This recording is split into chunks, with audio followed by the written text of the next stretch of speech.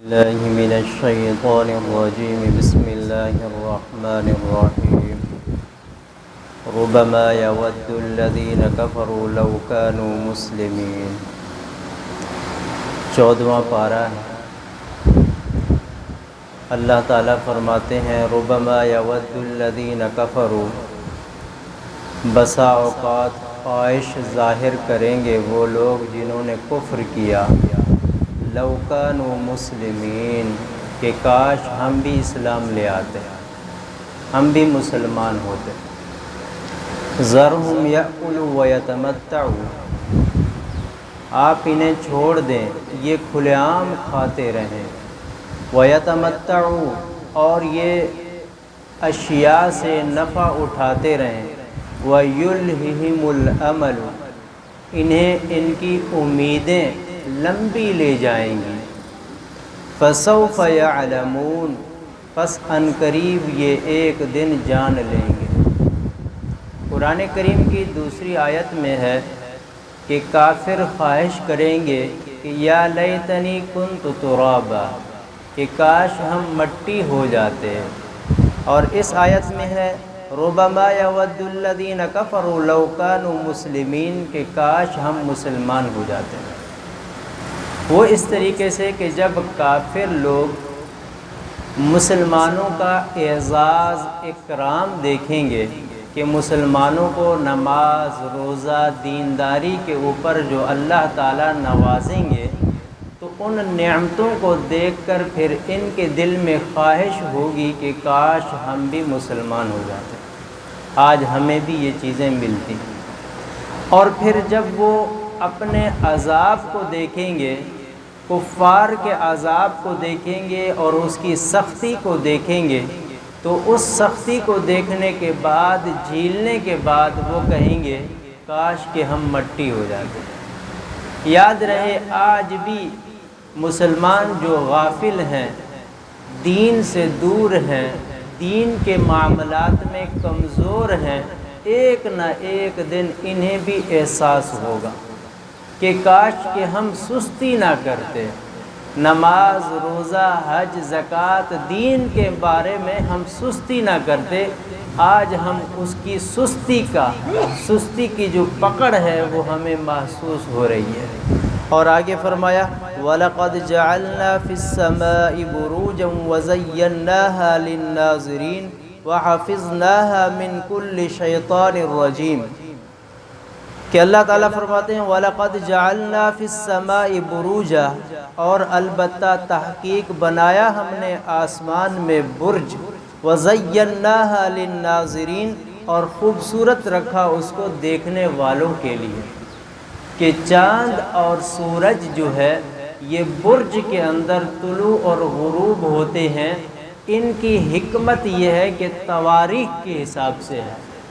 کہ آج چاند کی کیا تاریخ ہے۔ بڑے بوڑھے پہلے تو یہ تاریخیں لکھی ہوئی نہیں ہوتی تھی، مرتب نہیں ہوتی تھی، وہ چاند کے ظاہر ہونے کو اور سورج کے نکلنے اور ڈوبنے سے ہی محسوس کر لیتے تھے کہ آج تاریخ کیا ہے۔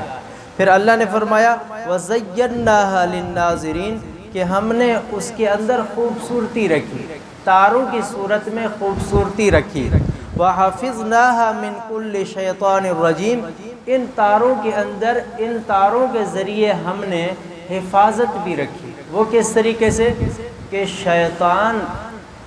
پہلے جایا کرتے تھے، آسمان دنیا کے قریب جایا کرتے تھے، اور وہاں فرشتوں کا کلام سنتے تھے کہ وہ آپس میں مذاکرہ کر رہے ہوتے کہ آج بارش ہونی ہے، کہاں ہونی ہے، آج کیا حالات ہوں گے، کیا واقعات ہوں گے۔ وہ سن کر فوراً آتے، اپنے کاہنوں کو بتاتے، نجومیوں کو بتاتے، اور نجومیوں کو بتاتے وقت پھر مزید اس میں کچھ جھوٹ بھی باندھ دیتے۔ پھر نجومی ان کے بتاتے اپنے لوگوں کو، اپنے متعلقین کو، اپنے متوسلین کو کہ آج یہ ہونے والا ہے، آج یہ ہونے والا ہے۔ پھر ایک وقت تھا کہ ان نجومیوں کا بڑا چرچا تھا کہ وہ یہ کہا جاتا تھا کہ بھائی اس کے پاس تو علم الغیب ہے، غیب کی چیزیں ہیں، یہ کل کی بات بھی بتا دیتے ہیں۔ جب نبی کریم صلی اللہ علیہ وسلم کی بعثت ہوئی تو وہ جو جنات اور شیاطین وہ آسمان دنیا کے قریب جایا کرتے تھے وہ قریب جانا ہی بند ہو گیا کہ اللہ تعالیٰ نے شہاب ثاقب کے ذریعے، شہاب ثاقب یہ وہ چمکتا ہوا تارہ ہے کہ کبھی آپ دیکھیں گاؤں دیہات کے اندر لیٹے ہوئے ہوں تو ایسا محسوس ہوتا ہے کہ کوئی چیز چمکتی ہوئی گئی ہے اور پھر وہ ختم ہو گئی ہے۔ یہ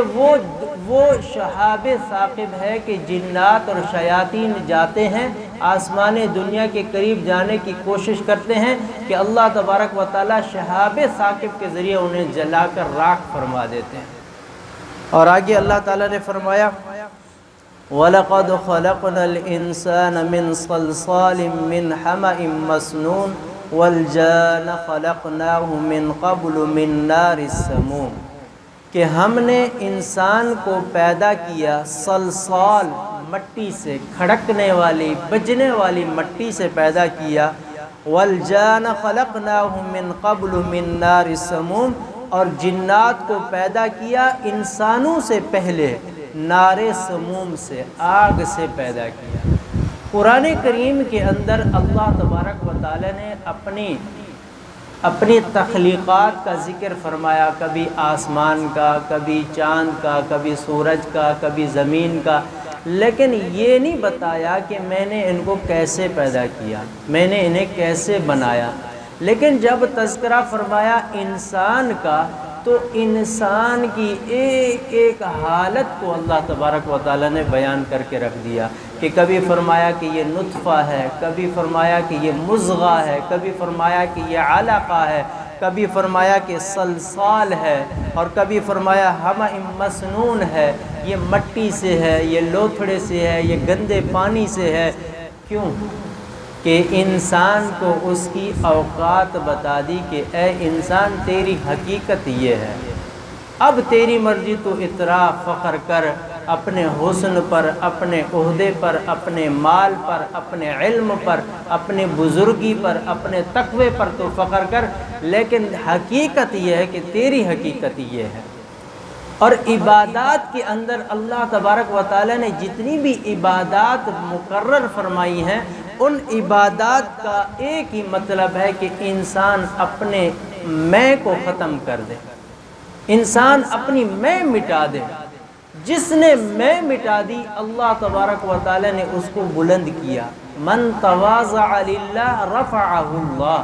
کہ جس نے اللہ کے لیے عاجزی انکساری اختیار کی، جس نے اپنی حقیقت کو پہچانا، اللہ تعالیٰ اس کو بلندیوں سے مالا مال فرماتے ہیں۔ اور جو کبر کے اندر چلا گیا، غرور کے اندر چلا گیا، تکبر میں مبتلا ہو گیا، عجب کے اندر مبتلا ہو گیا، اللہ تعالیٰ اس وقت تک اسے موت نہیں دیتے جب تک کہ دنیا والے اس کی ذلت کو نہ دیکھتے۔ دنیا والے جب تک اس کی ذلت، اس کا عروج بھی دیکھنے والے موجود ہوتے ہیں اور اس کی رسوائی اور ذلت دیکھنے والے بھی موجود ہوتے ہیں۔ اس کی مثالیں ہمارے آنکھوں کے سامنے ہیں۔ اس سے بڑھ کر ہمیں اور کیا قرآن سے نصیحت حاصل کرنی ہے بھائی؟ کہ ایک وہ وقت تھا کہ پتہ نہیں کیا تھا، آج وہ وقت ہے کہ ان کی کوئی بات سننے کے لیے تیار نہیں ہے۔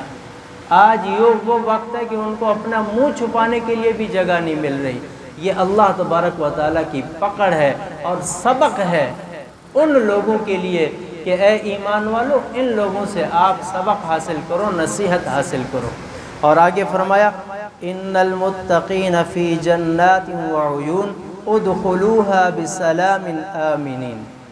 کہ بے شک متقی لوگ جنت میں داخل ہوں گے جس کے نیچے چشمے ہوں گے، ادخلوها بسلام آمنین، وہ داخل ہوں گے سلامتی کے ساتھ اور امن کے ساتھ۔ ونزعنا ما فی صدورہم من غل اخوانا علی سرر متقابلین، کہ اللہ تعالیٰ فرماتے ہیں کہ ہم ان کے سینوں سے غل کو، کینہ اور بغض کو نکال دیں گے۔ کینہ اور بغض یہ ایسی مہلک بیماری ہے جو گناہ کبیرہ بھی ہے، گناہ کبیرہ کے ساتھ ساتھ اپنے اعمال کو ضائع کرنے والی بھی ہے۔ کینہ اور بغض نبی کریم صلی اللہ علیہ وسلم نے فرمایا کہ وہ بندہ جنت میں داخل نہیں ہو سکتا جس کے دل میں ذرہ برابر بھی کینہ ہو اپنے بھائی کے متعلق،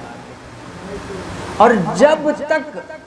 جب تک یہ کینہ ختم نہیں ہوگا اس وقت ہماری نماز جاندار نہیں ہوگی، اس وقت تک ہمارے حج میں بھی کوئی جان نہیں ہوگی، اس وقت ہمارے روزے کے اندر زکوٰۃ کے اندر بھی جان نہیں ہوگی۔ صرف کینے کی وجہ سے قتل و قتال ہو رہی ہے، صرف کینہ کی وجہ سے قطع تعلقی ہو رہی ہے، اس کینے کی وجہ سے بہتان اور الزام تراشیاں ہو رہی ہیں۔ تو اللہ تبارک و تعالیٰ نے فرمایا کہ یہ ایسی چیز ہے کہ یہ جنت میں بالکل داخل نہیں ہوگی۔